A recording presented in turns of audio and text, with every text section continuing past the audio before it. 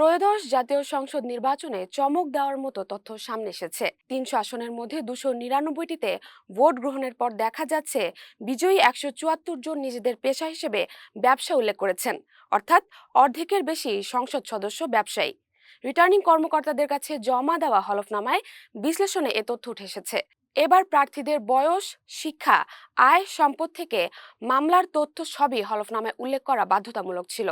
সেই হিসেবেই দেখা যায় নির্বাচনে এককভাবে ২০৯টি আসনে পাওয়া বাংলাদেশ জাতীয়তাবাদী দলের ১৪৫ জন বিজয়ী প্রার্থীর ব্যবসায়ী, যা দলটির মোট আসনের ৬৯%। অন্যদিকে বাংলাদেশ জামায়াত ইসলামীর ৬৮ জনের মধ্যে ২০ জন ব্যবসায়ী, জাতীয় নাগরিক পার্টির ৬ এমপির ২ জন ব্যবসায়ী, স্বতন্ত্র ৭ জনের ৫ জনই ব্যবসায়ী। তারা আগে বিএনপির রাজনীতির সঙ্গে যুক্ত ছিলেন। স্বাধীনতার পর ১৯৭৩ সালে ব্যবসায়ী এমপি ছিলেন মাত্র ১৮%।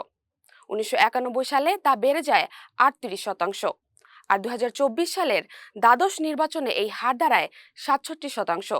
তখন বাংলাদেশ আওয়ামী লীগের মনোনয়নে ব্যবসায়ীরা ছিলেন প্রাধান্যে।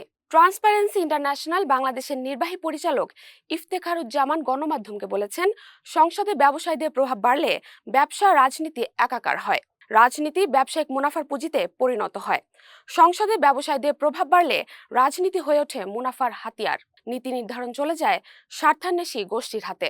এখন প্রশ্ন, নতুন সরকার কি রাষ্ট্র গঠন বা পরিচালনায় ব্যবসায়ীদের অসাধু প্রভাব কমাতে পারবে, নাকি ব্যবসা ও রাজনীতির মেলবন্ধন আরো শক্ত হবে, ফলে রাষ্ট্রনীতি হুমকির মুখে সম্মুখীন হবে? সময় দেবে সে উত্তর।